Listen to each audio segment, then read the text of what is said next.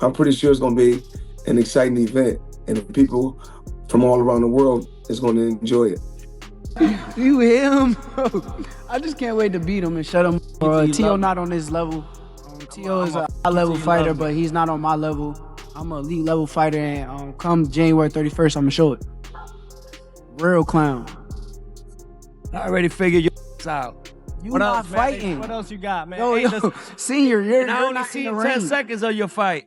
I seen you fight before. I only You seen can't 10 fight. seconds of your fight. You're boring as hell. Come on, bro. Stop it, bro. Boring, man. You almost got knocked out. Even your daughter said you got knocked out. Got knocked out. Teo got hurt. Shakur Stevenson versus Teofimo Lopez press conference spiraled out of control when Floyd Mayweather abruptly stepped onto the stage and dropped a shocking prediction. Floyd gave respect to Shakur's superior technical ability, openly crediting his skill set over Teofimo's raw aggression. Right now, the two guys, the biggest puncher, I feel at the 135 will probably be Gervonta Tank Davis.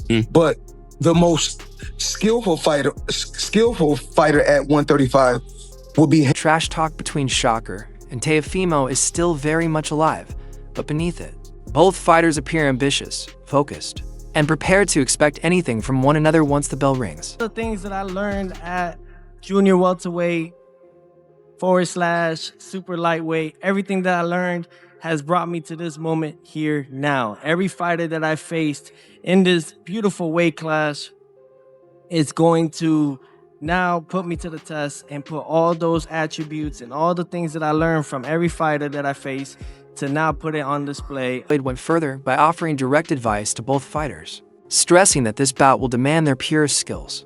He explained that Shakur must remain calm, disciplined, and patient, using sharp footwork to control the pace and eliminate unnecessary risks. At the same time, Floyd hinted that Teofimo cannot rely solely on explosive moments. If Lopez wants to disrupt Shakur's rhythm, he must stay composed, calculated, and intelligent throughout the fight. For all the top guys, you have to work extremely hard, and you have to work out extremely a lot. Meaning, you have to do between 5 and 8 mile runs. You have to work out in the swimming pool. You have to chop wood. You have to do a lot of sparring. You have to do. It takes a lot of bag work, hand specialists, masseuse. It takes a lot for a fight that's at a crazy high magnitude. Tim Bradley brutally criticized the promotion behind the Shakur versus Teofimo fight, expressing frustration over the lack of visibility. Speaking from Las Vegas, Bradley said he has seen virtually zero promotion, no posters, no advertisements, and no presence anywhere in the city. You don't care about making this a big fight. I don't get it. Why don't y'all care about advertisement, man? Why don't y'all care about promotion?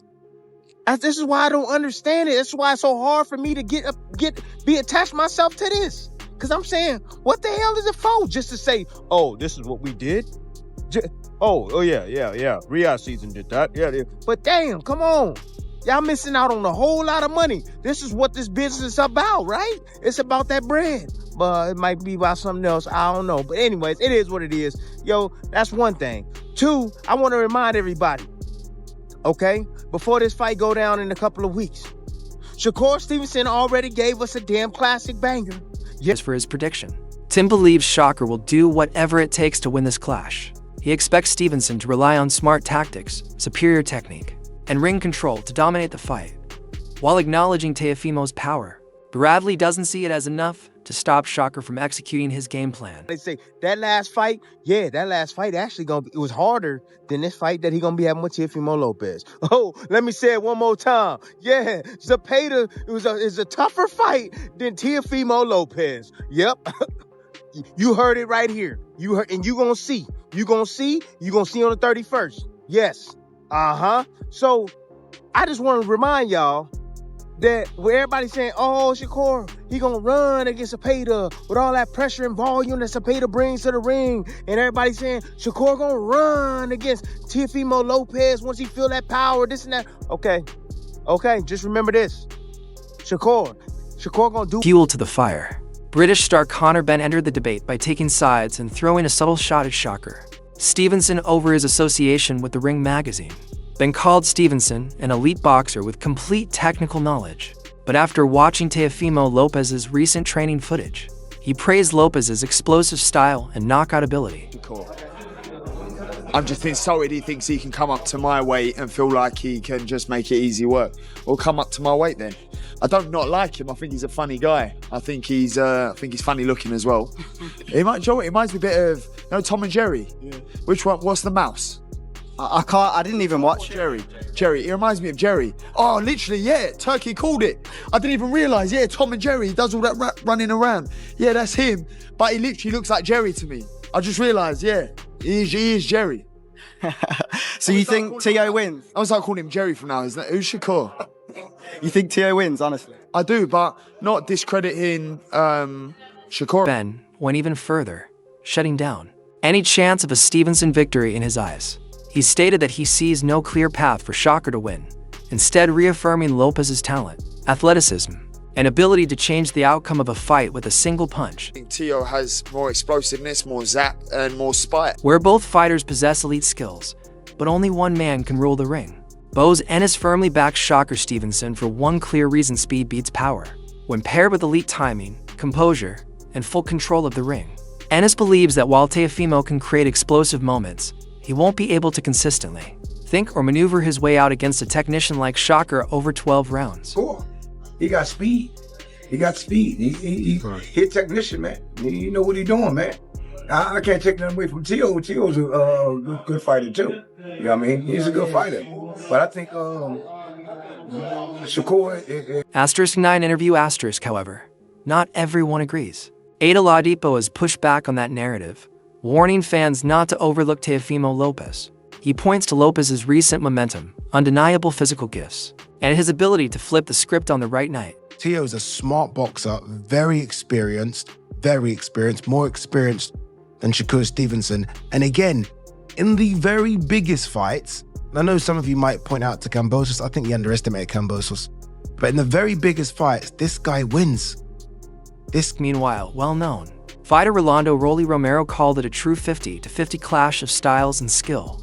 He described it as a pure boxing match between two elite competitors who have won Olympic medals, captured world titles across multiple divisions, and built strong professional records while competing at the highest level.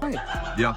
I think it's a great fight. You'll really see, you know, because I mean, at the end of it, they're both Olympians. They're both multi-division world champions. Teo is an incredible fighter, and Shakur is an incredible fighter. Shakur has a really high boxing IQ and a very Shakur coming out.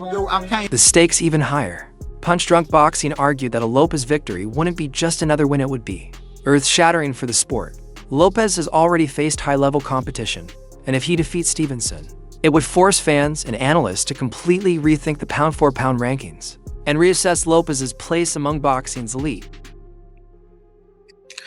If Teofimo Lopez beats Shakur Stevenson in the chat, if Teofimo beats Shakur Stevenson, I don't care. Y'all could call me biased all y'all want. You could call me fanboy all you want. Teofimo Lopez beats Shakur Stevenson, he's pound for pound number one. Yes. Yes, he is.